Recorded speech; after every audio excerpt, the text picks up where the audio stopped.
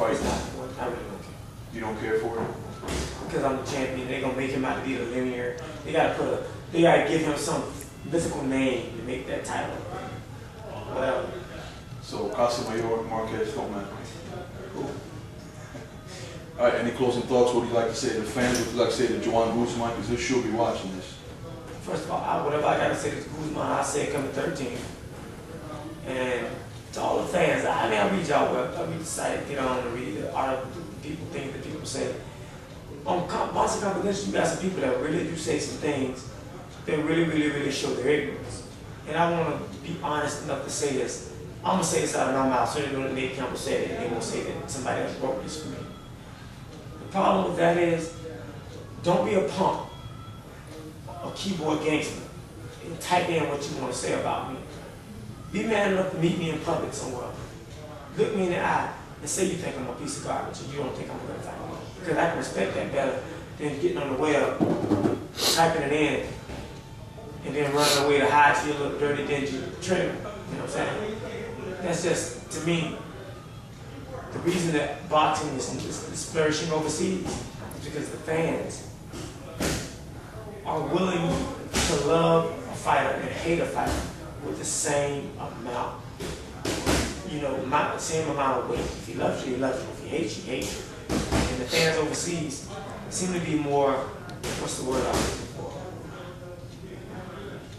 Gung-ho about boxing overseas. And Americans need to be more like that. I can respect you coming to me and saying, I don't like the way you fight. I can respect that. I may cuss you out and let you know how I feel about you. But you gotta respect me for that also. So for me, I think that the fans need to be a lot more respectful of guys. And remember that the fighters are the fighters. Fans are just the fans. They love us, we love them for that. But be more respectful, because some of the things that the fans say about people who they'll never meet in combat is pretty low out. I thought at Boxing Confidential we were giving you a fair rap. There's Yeah, somebody there. I mean on the comments. The comments. Not you guys, not the writers.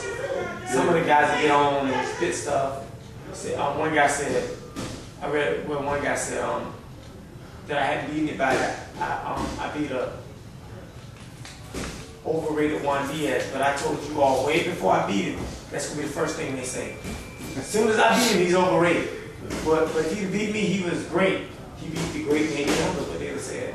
You know what I'm saying? Somebody would made that statement. So when I beat him, he goes from being a godlike figure to being overrated. And that's just the sadness of our sport. Because as long as Cotto was demolishing everybody, he was the man. And once Margarito beat him, he walked out of the ring and wouldn't do an interview. He was overrated. No, don't do us like that. If we're good and we meet a guy that's better, just admit that the guy's better.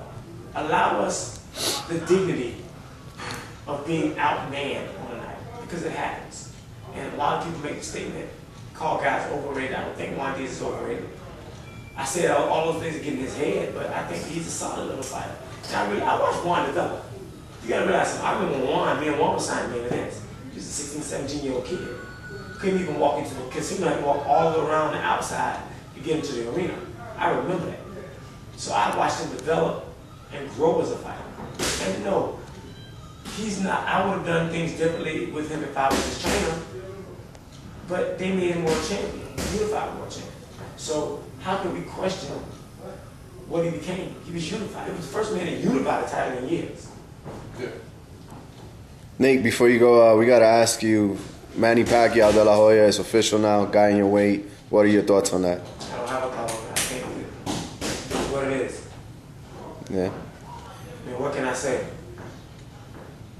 If I say something and people misconstrue it as me being upset, it's sour grapes because I didn't get the fight.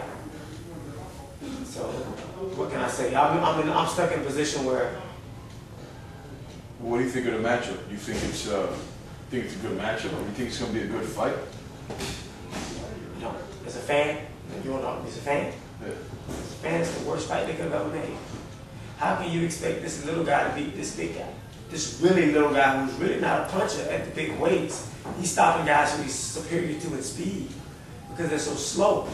And they're not punchers. He beat a guy that was a non-puncher, so there was no fear that he would get hurt. I mean, so then he's coming off a good win, but what's the fight at 47? Supposedly. There you have it. Why isn't Margarito getting that fight? As a fan. Because That's a De La Hoya question. why isn't Margarito getting that fight? As a fan. I bought a lot of De La Hoya pay-per-views. I made him very rich. I bought a lot of pay-per-views from him. And this is one I won't buy. Not because as a fighter I'm upset, no, because as a fan, I want to see him fight Margarito. I really wanted to see that.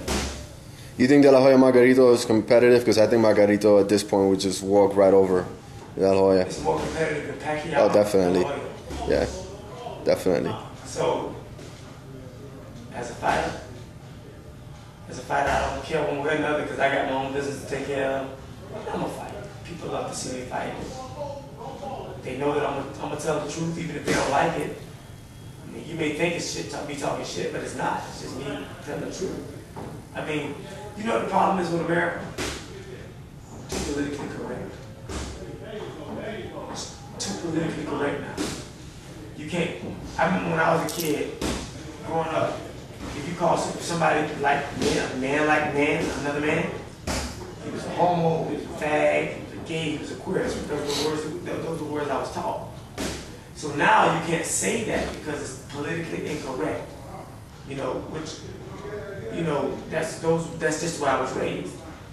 But there are some things I'm not about to compromise to be politically correct for, such as bad matchups, bad boxing. You know, I'm not going to pay you $49, $50, $60 for a pay-per-view. You know what I'm saying? And you feed me garbage, and I'm supposed to eat it and smile. Brother, I'm not buying that fight. Not because I don't like, not because I'm mad when they get the fight, because I'm not mad, because my kids are eating. That's all that really matters to me. My kids are eating. And they're going to eat as long as I have breath in my body. But as a fan, I'm a boxing fan that made it. So for me, what is really most important for me is the best boxing. I want to see boxing do what it used to do.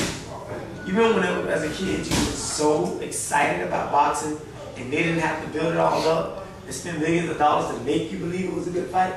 Ali Foreman, that was a good fight. You didn't have to tell me that was a good fight. I was 2 years old. And my dad said, that's a good fight. And as I look back in my life, Ali Foreman and Frazier